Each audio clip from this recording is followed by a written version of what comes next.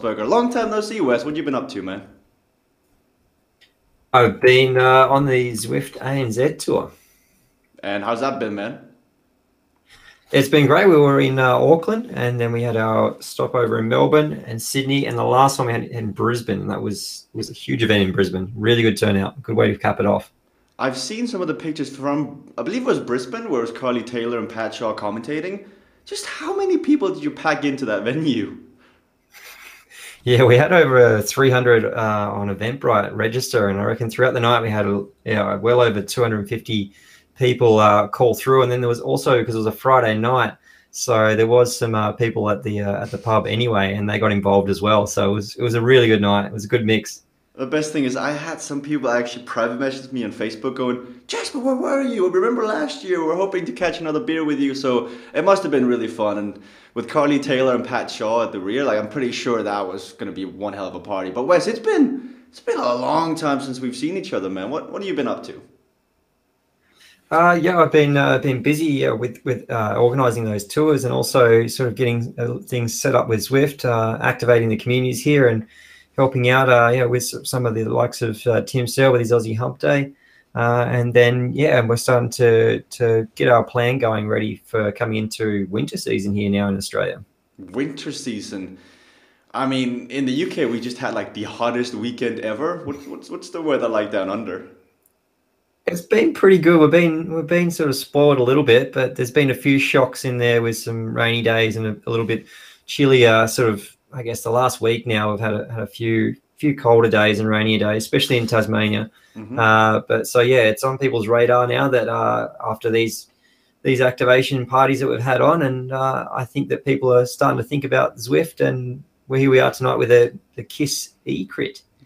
The Kiss Australian eCrit. This is not the actual race like last year. Remember last year, Wes, when we spent how long was that? We spent every Tuesday commentating two Six races. months. We spent Yep. so much time.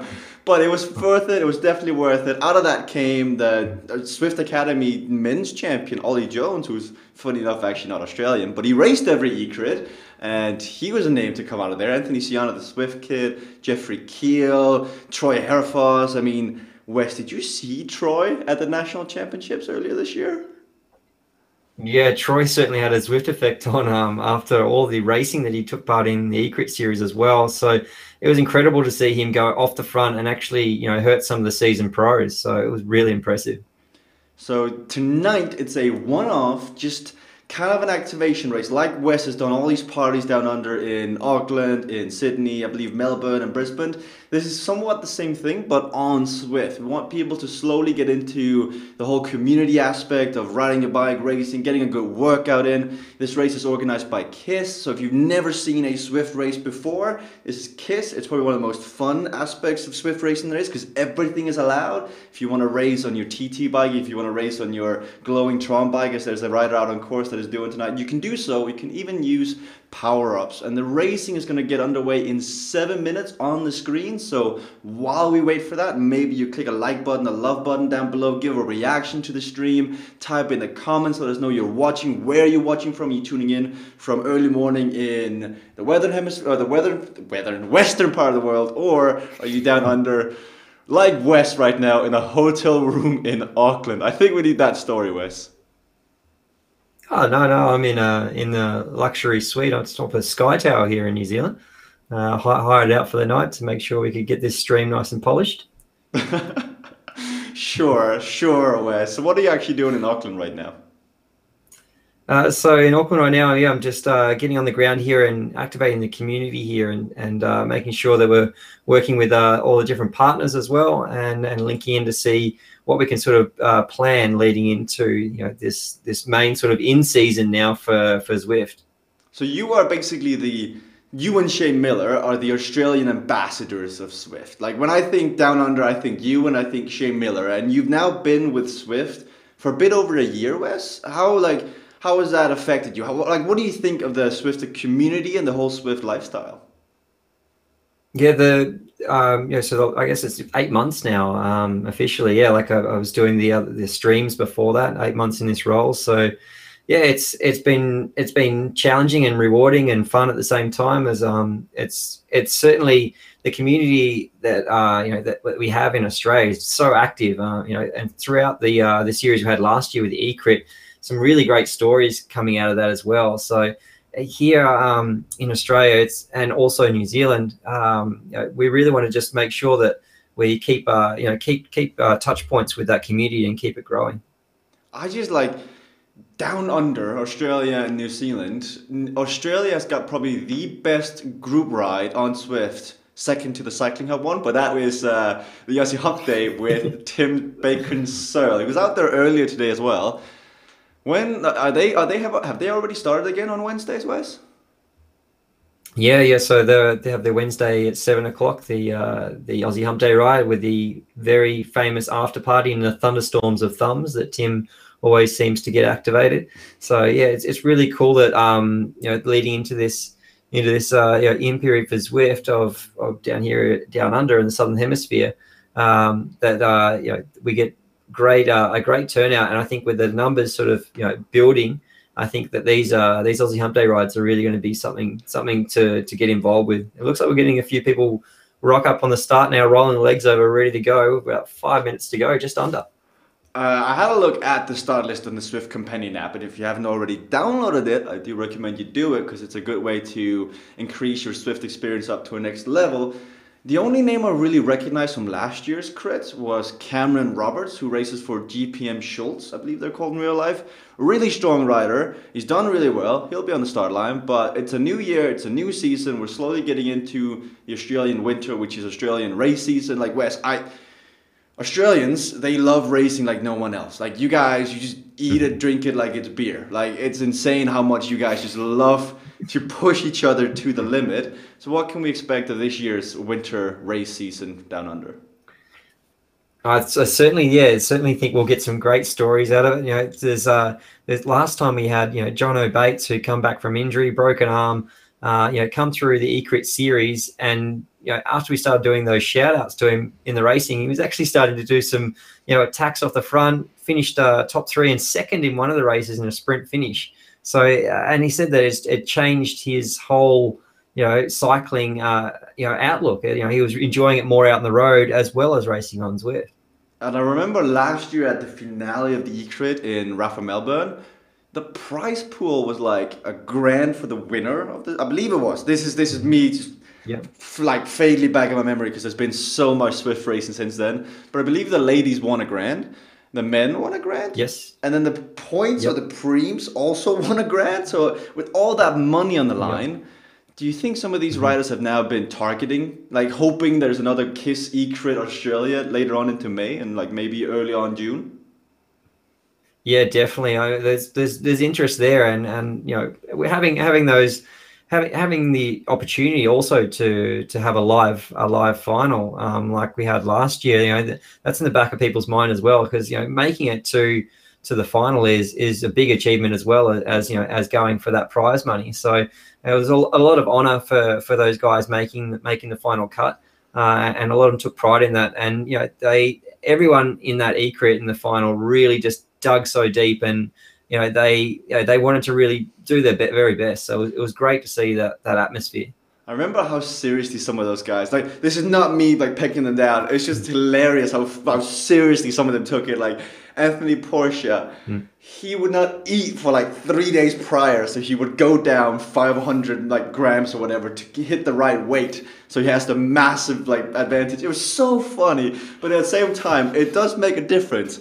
But it's just funny to see this is where cycling is headed into the future, as on the start line you have WP Taz. I don't know, what was that, Wes? That was a kiwi. A kiwi bird just run through my room there. So sorry about that. Is that the Australia? Is that the New Zealand's like knocking on the window, being like, "We want in. Where's our eCrit?" Yeah, yeah, I think it was. Might have been Wendy Fan's bell from last year. I must have had it in my suitcase, and yeah. On the start line, we have WP Taz, C. Sullivan. We also have Damo Hassan, who I definitely remember from last year. He was racing the Western eCrit for most of the time. But WP Taz, Wes, that's your child. Are you still heavily involved in that? Yeah, and also Nadsy is very involved as well, and runs the Facebook. So Nadsy's been through there for people to get involved as well in the racing, and getting a few people signed up for WP Taz. And yeah, and Chris Sullivan has been one that I've seen racing a fair bit throughout after the eCrit series finished. He was sort of getting involved towards the end of it. And after it's finished, I've definitely seen that name in the results and in the tally. So it's great to see that Sullivan's rocked up here tonight and representing the WP Taz. Cameron Roberts is having the belief that I am actually racing this race against him. I am happily sitting on my bar stool at 10 o'clock in the morning UK time, watching this race, commentating with one of my good friends that I've not seen in a while, so I will not be suffering with Damoiselle, with Chris Sullivan, and Cameron Roberts out on course. I also see B. Trekkie. I vaguely remember him having a mohawk or something similar last year in the eCrit. We'll see when they get underway. Mm-hmm. We are covering the A race, which is starting in 5 seconds. They've got 19 riders on the line, 6th lap of the London Classics course. It is good fun, and the start has officially been given, Wes. So, for a viewer out there that's never seen a Zwift race before, walk them through the first kilometer. What's to be expected? Well, it looks like we've got a bit of a mix here. There's another group that they've just come into the mix with, but always at the start of these races, we can see now that it just starts just with probably at least 3 minutes over threshold. So, you're going into that real red zone. You've got your heart in your throat, and it just absolutely hurts like nothing else. And hold on, if you start to lose it here and lose that wheel, it's just curtains. You just won't get back. Game over. So it looks like it is a mass start out on Zwift. So there are 4 categories racing. There's the A's, which is like the elites, the B's that are the second highest, third highest is the C's, and the lowest tier is D's. And it looks like this Zwift has made this an all mass start event. So they'll be together for the first 4 or 5 kilometers. Then we're going to hit the first bump out on course, and then you'll see the A's, the elites kind of take off on their own, see who's going to be the strongest. I do see that Demo Hassan is actually racing in the B category. I remember him last year playing with the best up in the A's. Maybe during the summer he's put on some weight, had too many Barbies, beers, IPAs, don't know what's happening. Hey, now's the time to shred some weight anyway, if you're going indoor. Yep. And we see Richards in there as well. So a couple of other familiar names that I've seen racing in there before too. So, and I'm sure we're going to get some new names out of this too, Jesper. It's great to see, and Polly as well. We've got Polly in there. I remember Polly from last year. I do. So Polly Waffles in there. So we've got some familiar names. We're going to get some people rise out of this series, which will probably, be coming up. We've had the series last year. It would be cool to see things kick off again, but right here now, it looks like everyone's all together, and we're going to hit this first rise, Jesper, and I'm sure that someone's going to attack straight up. We are still about 3 kilometers away from that point. We also see Boom Bike is out on course. One of my favorite memories from last year, because Boom Bike is a studio, I believe, in South Korea, and they've got 4 bikes lined up next to each other, and they used to race every Tuesday in the Western and the Eastern eCrit powered by Kiss, and they're back again now. They're back out on course, and it's just hilarious. I really love, like, having met Sadeo Ikepe. He is, I believe he's from South Korea. He's from Asia.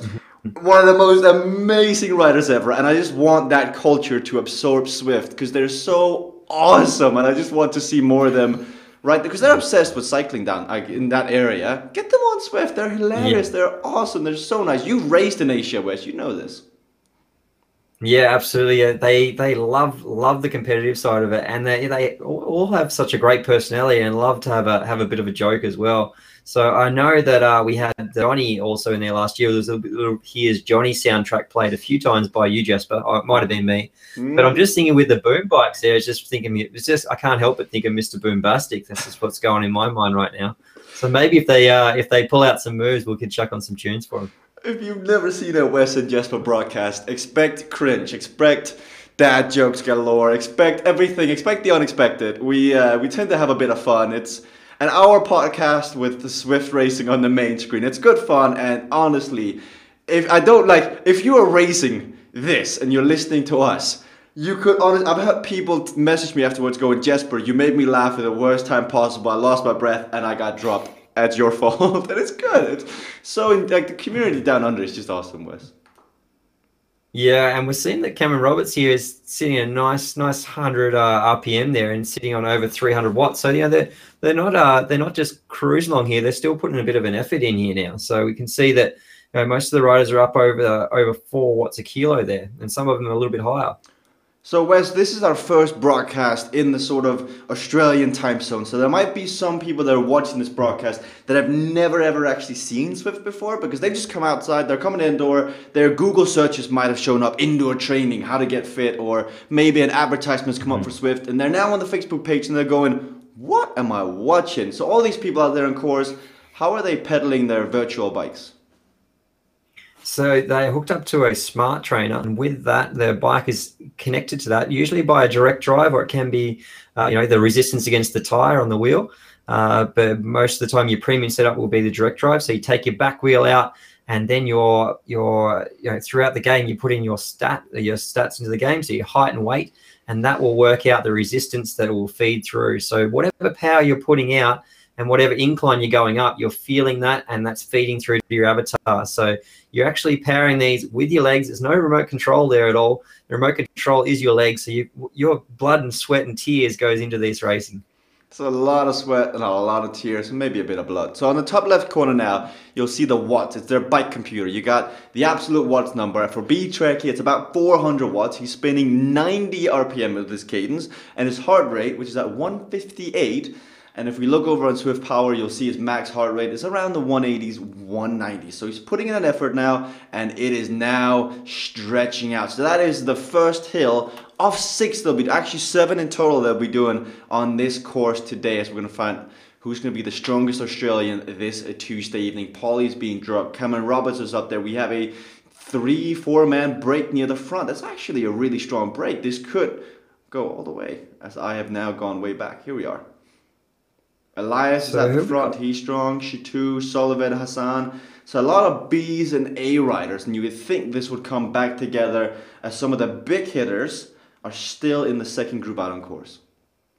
Yeah, we see a few of the Aussie Hump Day jerseys in there as well. So represented the Aussie Hump Day. So I'm assuming they were the Aussie Hump Day team as well, because the Aussie Hump Day do have a team. So that they've got a bit of represented with the jersey. Here we see Cameron Roberts now coming back up to the group. There's been distance, and it looks like he's putting down the power, but doesn't look under too much stress. The heart rate's pretty high, but he's not into the 180s yet, so he's got a little bit of wiggle room, I think.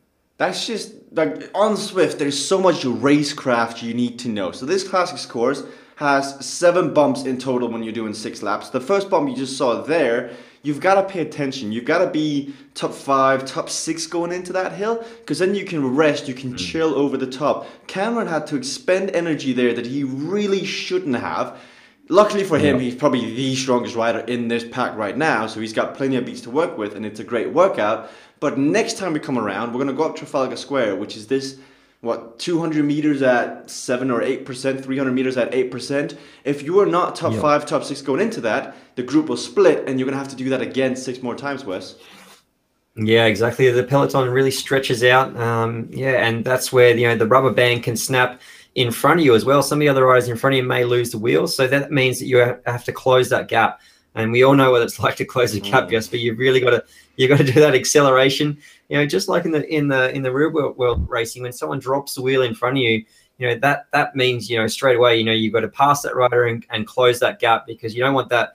If you hesitate for that little bit there and lose that few seconds, then you're on your own, and you really have to work hard to get back, and it's just wasted energy. There's nothing that's worse than a sticky draft on Zwift. So on Zwift, there's no steering. You don't actually move your bars. You don't press any buttons. You can do a U-turn, or you can do big turns at junctions. That's it. The way you move up is to produce more power. Sometimes you get behind somebody who's a bit bigger than you, and you can actually get caught in what's called a sticky draft. That does happen on hills. And to get out of that, you got to be producing 500, 600 watts just to get around it. And you can avoid that by just being in the right position and being ahead of that rider. And small things like that add up. It's like racing a crit outside. You really want to be top 10, like P15 every single lap, because you got to be taking the corners in the right line. You've got to be sheltered. You got to be ready to react to moves. And Zwifting is the same way, Wes. Yeah, exactly. And we do have those little funny banana peels and a few things like that with Mario Kart. Can you explain what happens there, Jesper? You can collect some things when you go into banners. So this is probably the most controversial topic of all of Swift. There's the traditionals and there are the new thinkers, the liberals. And power-ups are the random number generated effect in Swift. It's the equivalent of getting a puncture or having a crosswind or having it rain in the middle of the race. So there are some power-ups you can get when you cross a start-finish banner, such as an arrow power-up, which is the helmet. You'll see the blue helmet above their face. It reduces their CDA, so the drag that's on their face, by 25%. It is by far the strongest power-up in the entire game, and I believe it lasts for about 20 seconds. It will make you so much faster. Like, honestly, it will turn a Matty Heyman into Caleb Ewan. You will be a really strong sprinter, and I honestly believe that, Wes. Second up, and that's oh, dang it, I guess I'll take it. It's the featherweight. It's good. It makes you 1 kilo lighter, I believe. That's not, I'm not, ask John Mayfield, the guy who created Zwift. I believe it makes you 1 kilo lighter, which is very essential to go uphills. If you have the forward KOM on Watopia, or if you're doing the Alp to Zwift, it's a massive advantage. If you're doing a crit, not so much unless it's the sprint. Then you've got the, well, what's this? That's the drafting power-up. Does it really work? I mean, Zwift has been around for 3 years now, Wes, and I'm still not certain that the drafting power-up has any effect whatsoever. It might just be all psychological. And last but not least, you have Wes's favorite power-up, the experience power-up. Yep, that's my favorite, because every little point you get there notches you up another level. So, yeah, I mean, at the very crucial point, it's always great to get one of those, just an experience power-up, and you know that you've collected some points there. We see someone who's going off the front here. He's a Trekkie. So Trekkie is has attacked on this false flat. Enough banter from Wes and Jesper here. He said, I'm just going to go out solo here and just take it on.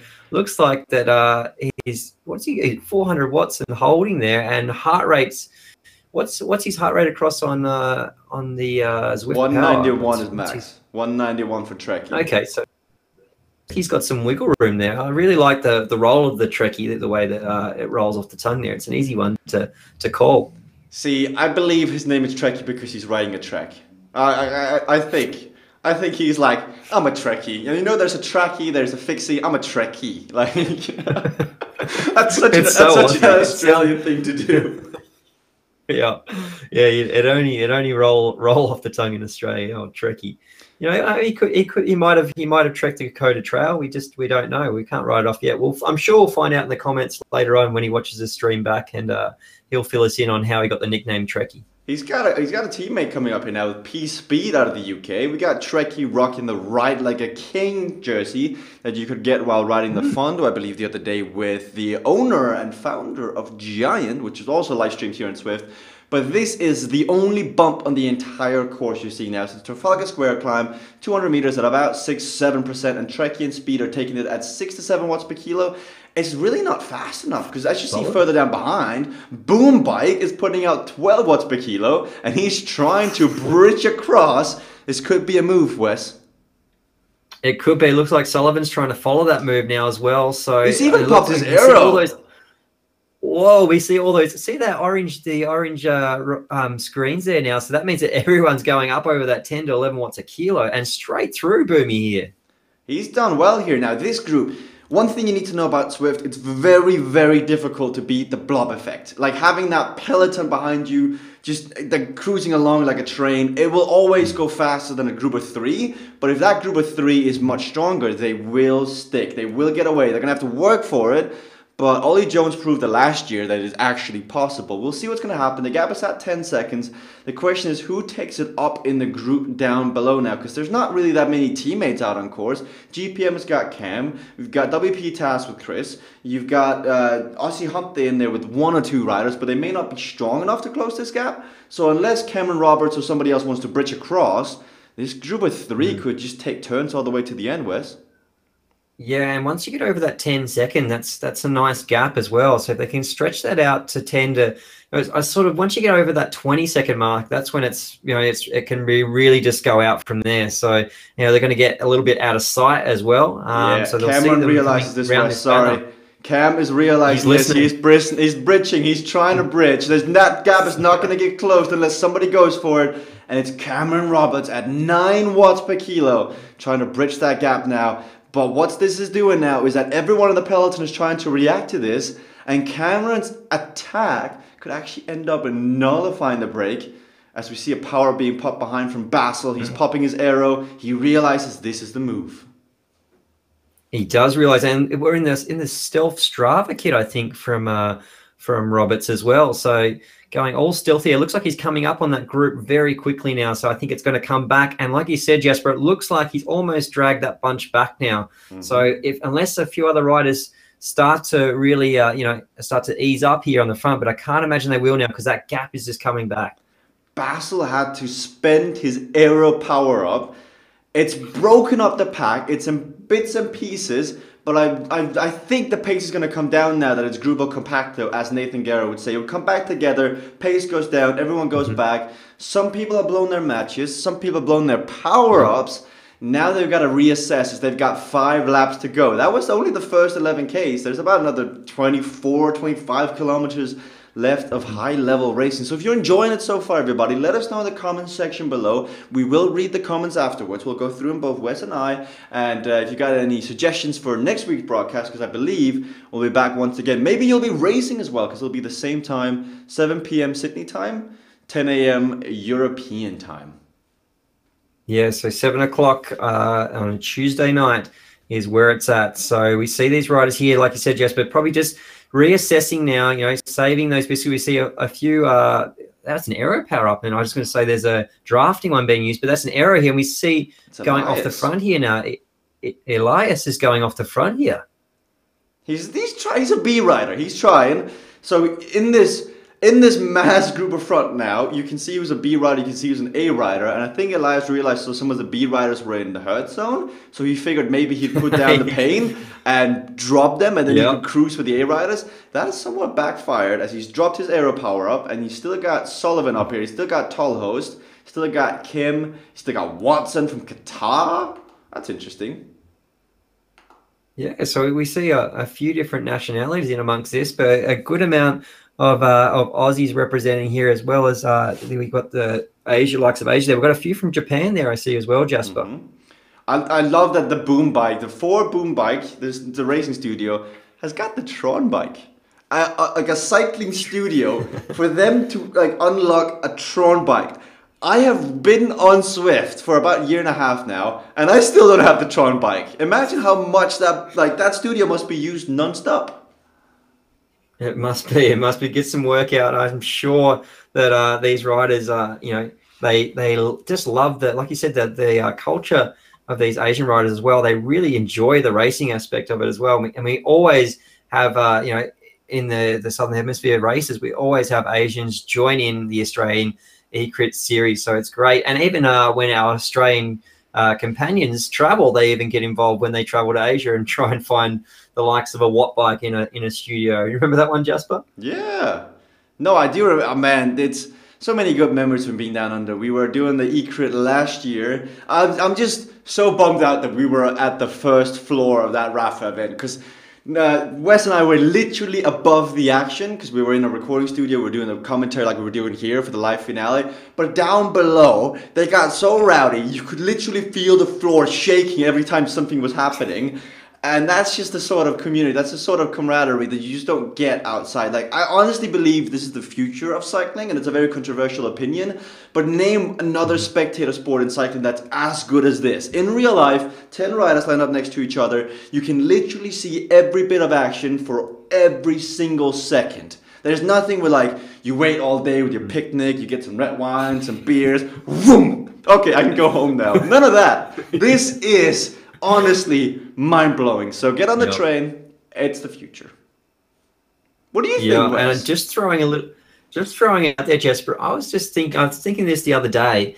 This is not in game or anything like that, but just me speculating. John Mayfield may be like, oh, God. Wes? Oh, I believe Wes might have said the magic word John Mayfield, and he unclipped his microphone. That might have been Swift HQ just pulling the plug on him on him there. We'll let him reboot up. We'll let him get it back in here. So we see a drafting boost being popped on the front. They're coming up to the second time up this Trafalgar Square climb. You saw what they had to do the first time. Boom Bike popped his aero power up, did 12 watts per kilo. And we'll see this time around if it's going to be another attack over the top. You imagine somebody's going to take it up to 7 or 8 watts per kilo. It's only quotation marks, 200 meters. You can go all out and then rest over the top. You'll still see your heart rate get elevated, but it's short enough to be pure aerobic capacity. It's just how much power do you have in your legs for 200 meters, unleash hell, and then reassess at the top. And that's 16 watts per kilo. Hey, Wes. Hey, I'm back. It looks like Boombox here has had an absolute ripper off the front. I was just checked out for a minute here, Jasper. It looks like we've got some action here. He's gone again to the top here, and now he brings down the watts. This is just establishing dominance. He's looking over his shoulder, being like, "Are you coming with me? Are you? Is anyone? No. Okay, I'll sit up." So with 4 more times to go, it's there's the right move for Boom Bike here is now to wait for the peloton and do it again, because very end of the race, I'll have to do that, and then they've got about 1.5 kilometers to the finish line. So if you can break it like that and then sprint for the finish line, he looks to be the favorite to win the overall. So Wes, you were saying John Mayfield, and then it cut out. Do you want to attempt it again? I'll try again. I'll have a go at it. So I was just thinking, with the tactics and how things go on Zwift, maybe in the future it'd be pretty cool, and you have your domestiques and people working for each other. What if in the racing, like, your domestique goes back and gets you a bottle, they get you a gel? What if they could get you a power up? What if you could do that, Jesper? Pass that over to your teammate. It looks like Trekkie has been passed something. He's gone out of the holes here now. He is not waiting around. And after that move from the Boom Bike, now we see Trekkie taking it on, and Trekkie is taking a couple with him by the look of it as well. This is just, like in the European races that we see on Zwift that are on this course, this very rarely happens. Like, at least from my perspective, when I'm racing, or at least I'm dropped at this point. But they race it, the race for Trafalgar Square, they rest. Here, they're like, nah, the pace is coming down, let's kill somebody. Attack off the front. Trekkie, Robert, Boom Bike, they are the usual suspects as they've gone now. And this again could be the bridge now, because I think Cameron's going to lay down the hurt, so is Trekkie. The question is now, can Basil bridge across without bringing the peloton with him? And in his Rafa kit, it does look like he will do so. But Wes, giving a power-up, yes. What I want to see is the ability to hold 2 power-ups. Because what if you could pop a feather on a hill, then on the downhill you pop an arrow, but that would then mean your domestique has none, or gets some sort of like disadvantage. Or it'd be the equivalent of a Madison sling. Something similar. I do agree that, like, Wes and I, we talk. We don't actually have the ability or the brains to actually code a game like this, so don't know the ramifications or how difficult it is, as Basil's not quite made it across, but more team strategies, more team tactics, that would really elevate racing to the next level. Because as it is right now, it requires an insane amount of raceman craft to actually work together on Zwift. Yeah, it does. Yeah, I know this firsthand, racing with the Wolfpack crew. We get on MSN, on the messenger to each other through Facebook. And having that ability to, like Nadzie was always the domestique, in terms of the Wolfpack crew. He would always chase the bro. He'd establish, and then come back and then chase them down again. So, I can't see, really too much of an issue with having a domestique taking something for you, like a water bottle in a real life event, but taking a power up across to you. So that's where I think it would have to be. You have to be actually like right next to the rider to pass it to them. You have to be within a distance. So if you blow up or get dropped, like in the real world, I've had situations where I've had to get bottles, to the likes of the leader, like Simon Gerrans and Christoph Limmerville when I was in FDJ. And if you don't get close enough to that rider, you can't get in that power up. So that's where they'd still have to actually race, to not like you can just get dropped and then feed your power up through. It would be a literal, within distance of each other to change over and give them hand over the power up. You realize how old Wes is when he says, "Oh yeah, I used to race with Christoph Limmerville." That is some years ago, my friend. That is Man, that's back when I used to race a 3-gear bike that had like these massive things that weighed like 12 kilos, and I was like, oh, look at me, I'm Contador climbing up this tiny little hill in Denmark.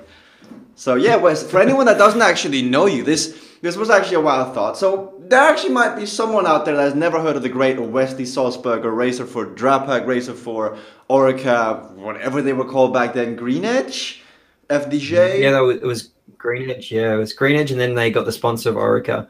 Yeah, and then France du Jour before that, and then before that, I was with AOS team. So it was called South Australia AOS team back then. So before Down Under got really big, the South Australian government sponsored their AOS.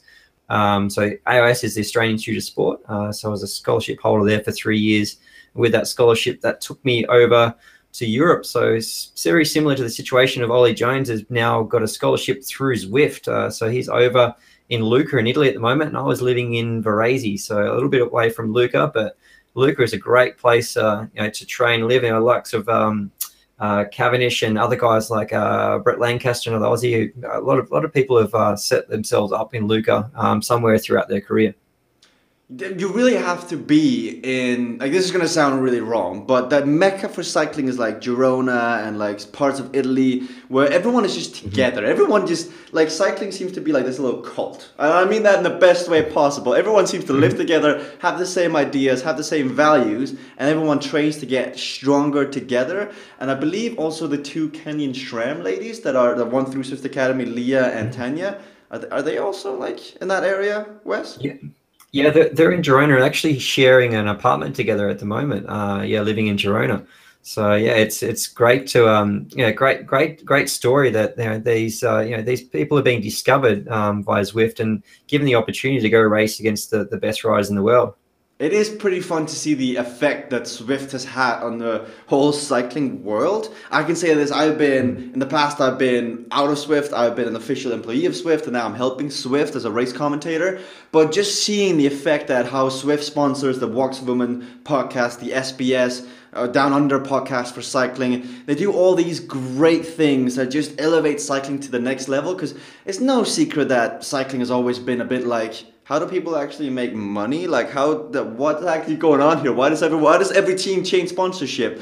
And Zwift has really become like a common denominator of stability and just growth. And as an outsider, I just want to say this is just awesome. And I can't wait to see the day where it's the Tour de Zwift instead of the Tour de France in July and August. I remember mentioning one time on one of our YouTube videos many moons ago.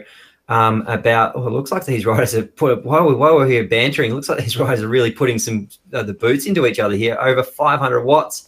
And it looks like Roberts has decided to lay it down now and said that, Wes and Jesper, you're not taking any notice of these these watt bombs that I'm dropping on these other two riders here. Oh, we are. It's just the fact that Robert Boombike and Trekkie are just laying down the hammer on everyone else. There's an 8-second gap back to the peloton, led on by Reggie.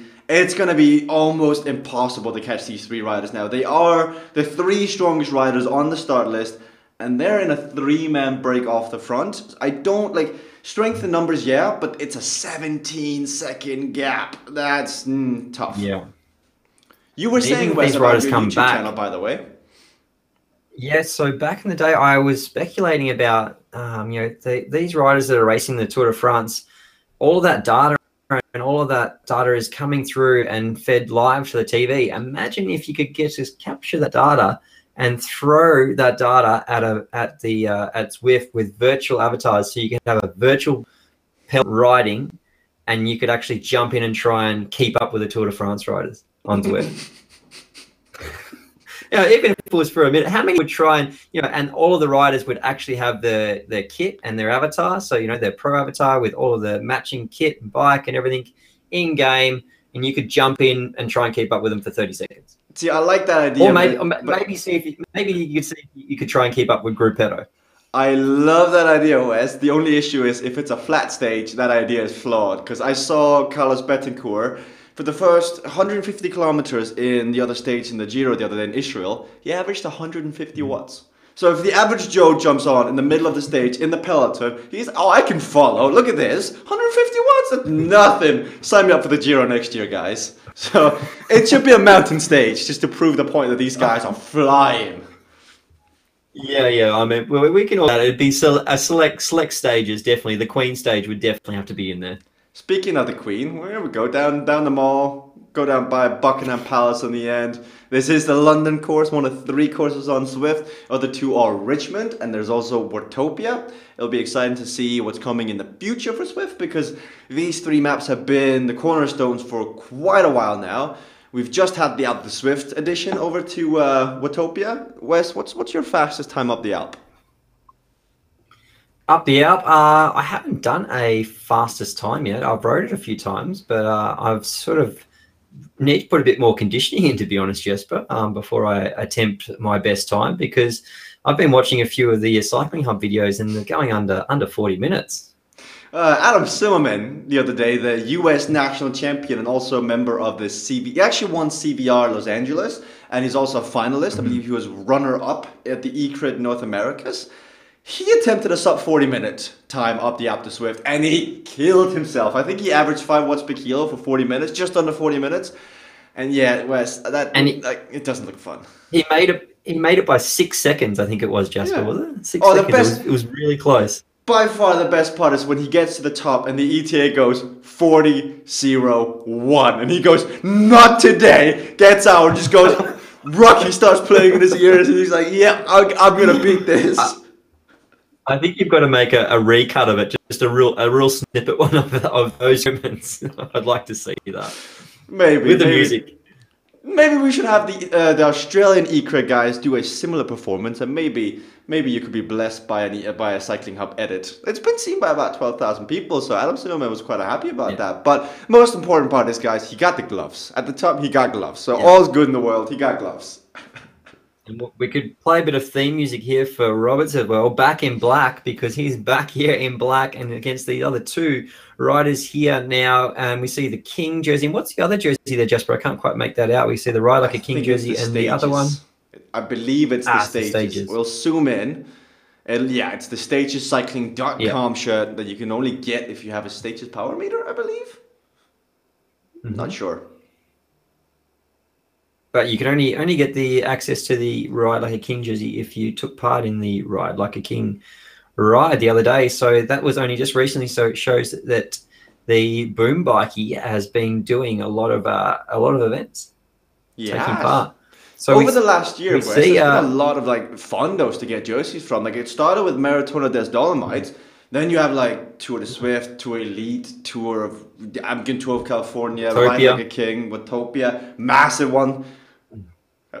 How many members actually finished Tour of Watopia? Do you know that? Tour of Watopia, I think it was well up over 2,000 or so. I think it was a good number. Yeah, pretty mad. A lot of people took part.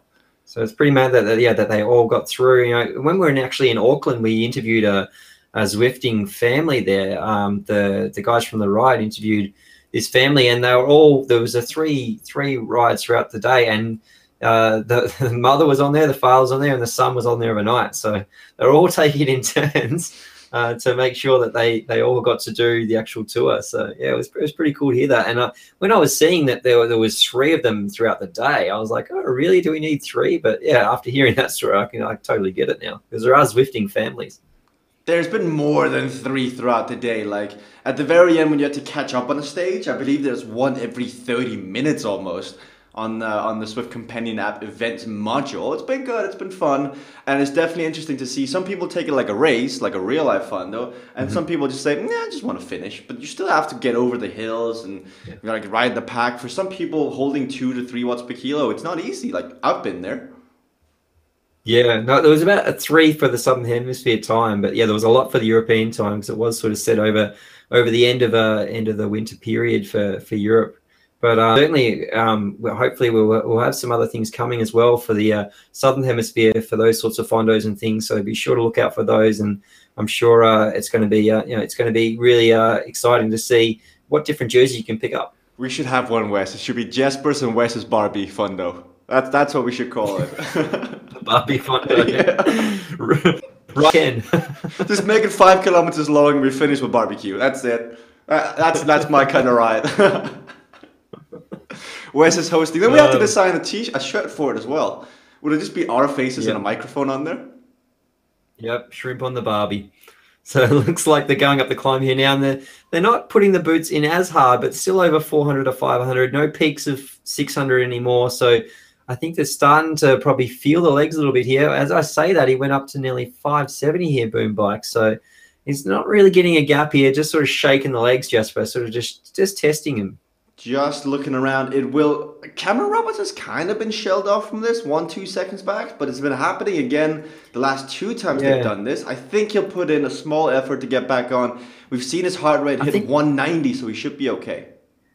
Yeah, he's only at 160 here, so it looks like he's almost just letting those hard accelerations go and then just riding his tempo and getting back. So it looks like he's using the featherweight here, getting rid of that, and I know what he'd be hoping for now, Jasper, getting towards the end of the race. Definitely an error, but I think heart rate is not. I was thinking experience. Yeah, no, anyway. I was thinking he's hoping for the gloves and the Alpe Zwift wheel. That's what everyone wants, really, right?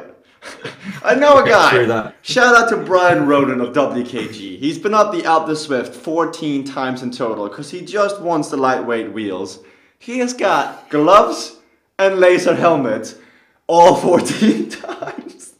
I feel for the poor guy because it's not easy getting up there in 50 minutes every time. And he's done that 14 times. But I was about to say that we get all this data on the screen. We get the watts, we get the cadence, we get the heart rate. What we don't really get is like lactic acid in the legs. We don't get to see a visual of Cameron Roberts. That's a thing where CVR's got cycle view. We can actually see their faces. But Roberts' heart rate is fine, but he's riding like he's got some lactic buildup in his legs, Wes. He is, and that's where I don't know whether he's foxing here a little bit. Like I said, letting those initial punches go and then rolling back on at his watts. But like as well, he's having to work like decent, at threshold there to go. Oh, looks like, is that Boom? No, yeah, Boom Bike has gone again. So he must be listening to this stream and decided that maybe Cameron is on the limit here a little bit. So he's decided to dig those boots in now. 500 watts and 112 cadence here. He's spinning like a sewing machine here. It looks like he's going to try and get a gap here, Jasper. It's going to go out, and Roberts is tailed off the back here again. I love Boom Bike. There's never a moment of rest with this guy. He's off the front again. Trekkie's playing the smart though, because he's drafting it perfectly. So if you don't know, on Zwift, there's actually a draft effect within 6 meters in total, where you can actually spend less energy drafting the rider in front of you as long as the road is somewhat flat. And that's what Trekkie is doing. So on the right side, if you compare Boom Bikes to Trekkie's numbers, you'll see that Boom Bikes are much higher than Trekkie's. But this attack didn't really accomplish anything. It just looked like they were going for an intermediate there. That they went up beside each other, and it looked like a bit of a throw on the line by Boom Bike. But I think that Trekkie actually got over the top of him there. Maybe it was an intermediate sprint that we didn't know about, Jasper, or maybe they're just racing for that power up. I wonder whether that changes, Jasper. If obviously it's a random draw, but if someone can go in front of you and maybe get the power up one. So first over the line, it's the only one to get a power up? Yeah. So like a pre thrown in. Like instead of getting like points or sprints, you just have power up preems. Yep, and they could actually be power up preems for the obviously not the experience. I mean, I like the experience, but for the aero power ups, you have a preem for aero power up. Someone should be writing these notes down. We're spitting out gold here, gold nuggets, guys. No, there will be. Then you have the ultimate Mario Kart, because in Mario Kart you've got those boxes, and when you cross a box, it takes a while for it to respawn. So it'd be the ultimate Mario Kart reference. Could be fun, but it wouldn't really be fair, because then like everyone should have, either everyone should have power ups, or no one should have power ups, because then it really becomes, I don't know. It's the equivalent of having a really expensive like fit bike versus a non-fit bike, but it's a long story. It's a long conversation that we'll get into next Tuesday. So you're just gonna have to come back, guys. There's no way around it. No, there isn't, and we're certainly creating some extra work here for the Zwift crew for the gaming side of it. They'll have to get coding with all these new additions that we've put in there, Jasper. While you're at it, we need the Jasper and West Barbie Fundo in there. Get that on the on the planning list. I miss this, Wes, man. I miss this. It's been so long since we've been able to just watch high quality Zwift racing and talk about everything and nothing on earth. And what's the gap now back to the actual group here, Jasper? Can we get a time gap back to the group? 11 seconds, 10 seconds back. But it's a bit, it doesn't really, It's weird. Zwift time gaps are instant every single time. So if one group is going uphill, the time gap will minimize. But if one hill's going downhill, then it'll go out. So it's with a grain of salt. Yeah. You got to look at these time gaps. It's 9 seconds. Basically, it's an eternity. Like I really don't see them bridging this back. And Roberts is just coming back on the back again here now. So I don't know whether he is foxing now, Jasper. Like the heart rate's pretty low as well, but I don't know whether he's actually hurting here or he's just trying to psych these guys out and then get them to use those extra bursts of energy, and he's just sort of tapping back on. We've got a lap and a half to go. What I think it is, it's Cameron Roberts. Maybe he's got his Wahoo desk and he's like doing some work while racing. He looks on the screen, he's like, oh, attack. Let me just hold on a moment. Or he's like on the call, he's like, hold on please. And then gets back in as Boom Bike does it again. Can anyone beat Boom Bike? I think it's time for a prediction, Wes. We have a lap and a half to go now. Boom Bike, Trekkie, or Roberts. Who are you going with? Trekkie's going to be runner-up. It's either going to be Boom Bike or Roberts. I don't know whether I'm thinking Roberts is foxing because I think he's foxing because his heart rate's not super high. So I think he's foxing. So I'm going to go with Roberts, and I know you're going to go with Boom Bike. I'm already on Boom Bike. I am on the hype. I'm going to give Boom Bike a ride-on. So ride-ons are like the equivalent of Strava Kudos, but you can do it live on course. So if you were to right now to get out your phone, find 4.Boom Bike, you could give him a ride on and it would show up right here in the broadcast with that blue thumb coming down and he would know that you're cheering him on board. It's going to be a heads-up race now between Boom Bike and Roberts as it looks like Trekkie has blown to pieces. Did you see what Roberts did there? So Roberts has done the old back off. He just let Trekkie follow him there, reduced the watts, and then he's done an absolute, just a missile across here to Boom Bike, and it's just sucked Boom Bike's helmet off here for a minute, and now he's decided to settle in because Boom Bike's on the wheel, and now it's going to come up to this incline here. Will they stay together here? He's popping his arrow! Aero power up. Why? And he's got the drafting boost, and the aero power up. He's on the wheel. He's not getting rid of him either there, Jasper. Boom Bike is on the wheel hard here and actually going past. Oh, where did Roberts go? Where did Roberts go? What's happening? No. We're back. Oh, no, I think it's on my end. So this is something that's been happening with Zwift lately, is that sometimes they'll cut out an in depending on where you are on course. So we're on Roberts. We'll stay with it. We're about to come into the final lap. So Cameron Roberts has popped his aero power up. We got Demi Hassan. This is super early too. This is not on the races. This is on me. But this is what I might have to close down Zwift and open it up again because this is an issue that happened to Zwift once in a while. I think we might have to go for it because I can't find Roberts out on course. We need a radio update somewhere. Yeah, I'm going to dial into to the other broadcast team behind the scenes and see what's happening. We need. It looks like It looked like as we're speculating what's happening here, Jesper, it looked like that Roberts went out with full force there over the top of Boom Bike, and Boom Bike didn't look like he was responding as quick as he was in the past. So I don't know whether he'd be able to actually get Roberts back there. So it did. I don't know. I reckon I'm safe with my bet, even though we can't see what's going on. I think that Roberts has got this wrapped up. I'm getting eCrit. Zwift back open. I am now rebooting Zwift. This is on our end. This is an issue that Zwift has had for quite a while now, where sometimes it will just, like, riders will disappear. You'll simply lose. It's the equivalent of having like a faulty connection on your like race radio or TV images cutting out because it's poor weather, like in Spain. So Zwift is going to be up in any seconds. Good thing I do follow Cameron Roberts on Zwift, so we should be able to just drop in straight on top of him, catch up on the action. This is like a proper Spanish race broadcast. Another thing there, just we want to throw out is the avatar. If you win solo, you should be rewarded with the hands in the air. You should? But then you should be able to choose your celebration. Oh, well, let's get one celebration going first. Both arms up, I think, would be a great one. Okay, we're on to the final lap, everybody. We're back into the action. We will fade it back over into the Zwift racing. Quick fix. Up. This is up the finish straight here too, Jesper. We got 3 kilometers left, I believe, isn't it? Is this the end? This could... Wes. Is this the final lap? It looks like they're sprinting for it. This is it. No. There should be another lap. According to my calculations, there's another lap. That's right. This is the intermediate. They're still going for that intermediate sprint there. Looked like they were matching up. Just like in the old days, Wes, he is not a sprinter. So this is the final lap. Roberts and Boombike are two selections.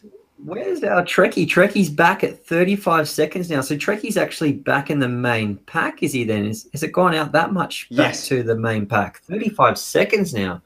So, geez, that is some power. Looks like we're getting some feed there. We're at the 38K mark at the moment as well. So that's coming across there from our back end. Thanks, Johnny Noblet, there for the update. So it looks like Roberts here is still looking pretty. He's looking pretty, isn't he? I think that he was foxing there because we saw that gap he opened up on Boombike. This is it. See what fully happened. Another theory could also be that Cameron Roberts is dealing with drop-out issues. I saw his power go down to 0 right there. It could be the fact he's having dropouts, which is something that happens if you have a faulty connection. Maybe his Ant Plus is getting old, or maybe the sun is shining on his kicker. Some things that can happen that can cause issues that can actually drop you off the back, but it's going to make for a better workout.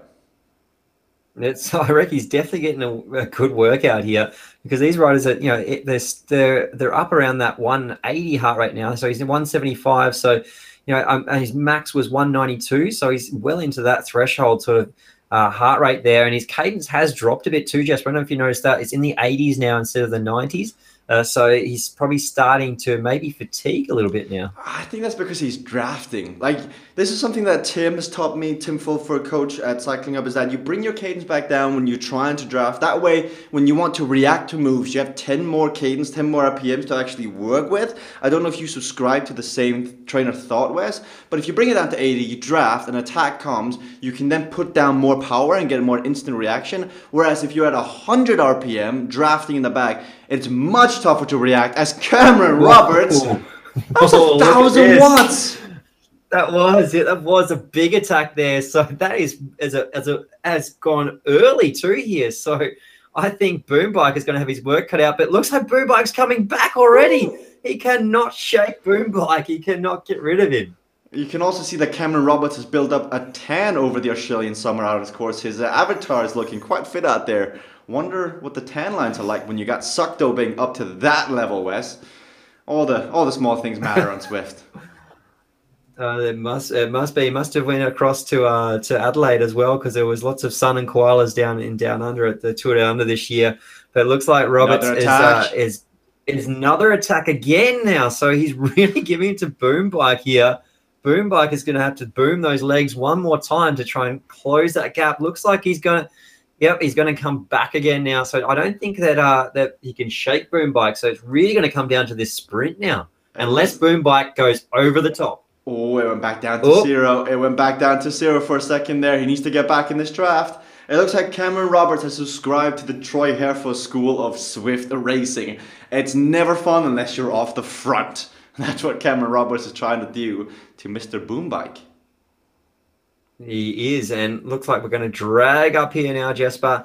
I don't think these riders are going to be able to get a gap between each other. They both seem to be able to match up to each other. So it's really going to come down to what power up they have now and come into that finish straight for the sprint, Jasper. Before we had the technical difficulties with the race broadcast, we saw Cameron Roberts popping his aero power up. I may have screamed a bit loud, but for an experienced racer like Cameron Roberts to pop his aero power up a lap before, on the penultimate lap, that is simply a mistake you cannot make. Cameron Roberts with an aero power up will beat Boombike in a sprint. Cameron Roberts without an aero power up, it's going to be tough. No. It's going to be really tough. So we'll see if Boombike is going to pop a feather, or maybe we're going to see a power up, because this is the hill. If you are Cameron Roberts, you want to try and break it here. If you're Boombike, you just want to stick with him because it looks like he's got the bigger kick on him. Bring it up to 7, 8, and we're going to see 9. We're going to see 10 watts per kilo from Boombike Wes. Oof. Boombike has launched one here, but it looks like that Roberts responds easily here on the wheel here now. And we just got a little bit of a confirmation too from Johnny saying that also when the connection's not great of the riders, that's why we can lose them on course as well. So it may not have been your end as well, Jasper. But now over the top now, up to 800 watts and back down to 600. Boombike is going to have to respond again here, Jasper. I don't think they're going to get this gap. Boombike's coming back again. Working so hard. This is going to really come down to it. this, I can feel the lactic start to build now. This is really going to be a gnarly finale here up that home straight. 1.4 kilometers to go. On the left side, you see the red inflatable. That is La Flamme Rouge, the final kilometer. Now, this is it. Boom Bike versus Roberts. Further down is the main peloton. They're about a minute behind. Over 50 minutes of racing. Roberts and Boom Bike has put in a minute. As we see, Crystal Simpson is out on course. Wife of Ben Simpson, last year's winner, I believe, or maybe runner-up in the Western Australian eCrit. We'll see what's going to happen here in the sprint. Roberts not taking that turn quite right. He's got the wheel you want, though. Coming into the sprint, you want to be second wheel. But Wes, we have not seen a power-up being used on this lap. No. So you would assume Roberts looks like these... Well, looks like that Boom Bike's done a little bit of a sneak acceleration. Oh, he goes again. And he's decided to go on with it. He's going early. So he's done the Pat Shaw 1 kilometer sprint. Is it a sprint or an attack? No, he's let it go again now. He's realized he's going to have to save those biscuits for that home straight. And depending on what the power-ups these two riders have, it's going to really make it interesting now, Jasper. Cat and mousing. And what happened there was Cameron Roberts is intentionally letting go of the power. He's intentionally holding off to make sure he's in that second wheel, because there's no steering. In real life, you would want to be in the second wheel by just easing off. Here, you have to literally ease off to be in the second wheel. Now, Boom Bike is doing it to Cam. We're going to see now. They're going to be side by side. Whereas this is high-level Zwift racing.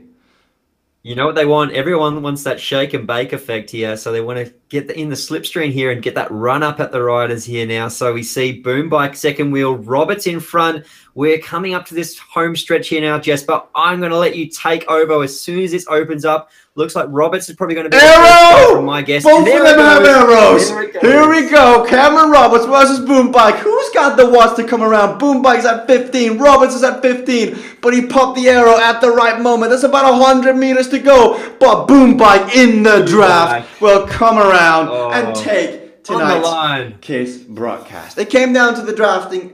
Can we just shout out how lucky Cameron Roberts was to get an arrow power up the second time around? Fair play. Further down behind, we'll see if we can catch the group coming. Oh my goodness! Whoa. They came in fast. That looks like a herd of animals coming through there. That looked aggressive. And I wonder who got through in third there. Richards, Trekkie, and Korkan. That, ladies and gentlemen. Oh my God! Did you see that, Wes? The entire peloton just went whoosh.